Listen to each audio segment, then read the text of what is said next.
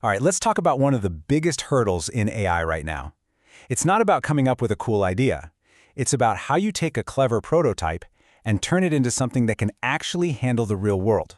You know, a rock-solid production system. This is a challenge every single builder is facing, so let's dive in. So you've got this amazing AI prototype. It's brilliant in the demo, everyone loves it. But then comes the real question, the one that actually matters.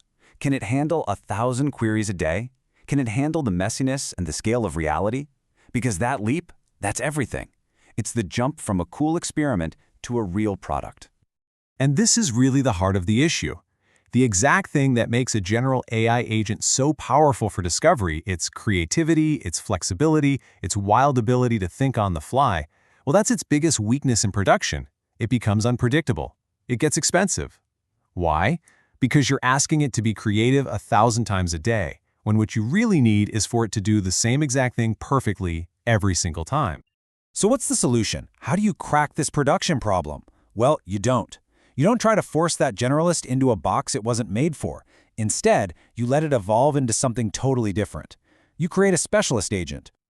Okay, so what is a custom agent or a specialist?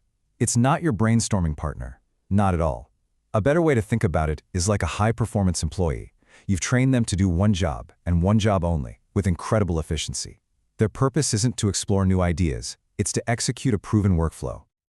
I love this analogy because it's just so perfect. You use the generalist AI in your R&D lab to discover some amazing new process. But once you've nailed that process down, you don't keep doing R&D. No way. You take that blueprint to the factory floor. And that factory, that's your custom agent. It's built for one thing, running that process flawlessly at massive scale. And when you look at it this way, the trade-offs become crystal clear. On one hand, you have the general agent, the explorer. It's creative, sure, but it's also kind of slow and definitely expensive on a per-query basis because it's thinking from scratch every time. But the specialist, it's the opposite. It is blazing fast, it gets way cheaper as you scale up, and the best parts, its reliability is rock solid, and governance isn't an afterthought, it's baked right in. Okay, so this all sounds good in theory, but what does a specialist actually look like in the wild? Let's get our hands dirty and dissect the actual engineering specs for a Tier 1 customer support agent.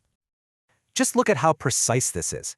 The purpose isn't vague, it's locked down. The tools it can use are super specific and very limited.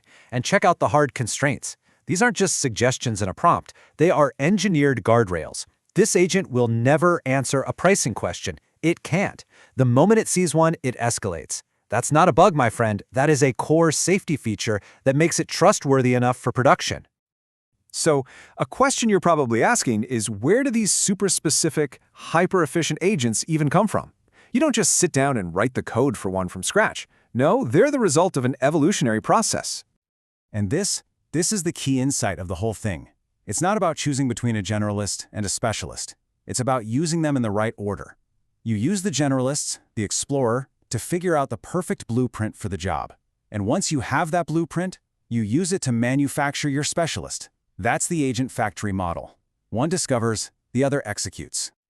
And here's what that evolution actually looks like, week by week.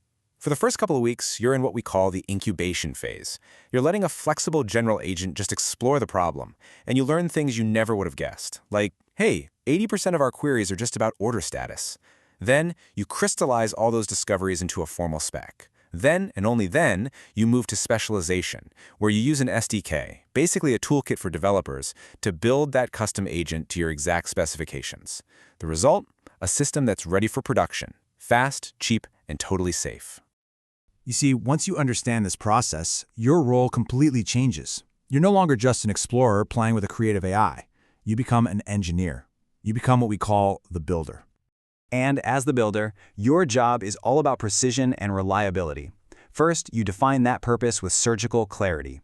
Then, you engineer guardrails that are literally impossible for the agent to break. You optimize every single little piece for this one job. And finally, you deploy it like a real product, with all the monitoring, logging, and operational rigor that implies. So, the next time you're thinking about how to scale your AI project, I want you to think beyond just writing a better prompt. Think about evolution. Because when you get to the point where consistency and cost matter way more than raw creativity, your job isn't just to build a feature. Your job is to hire a new kind of employee, a digital specialist engineered for the production line.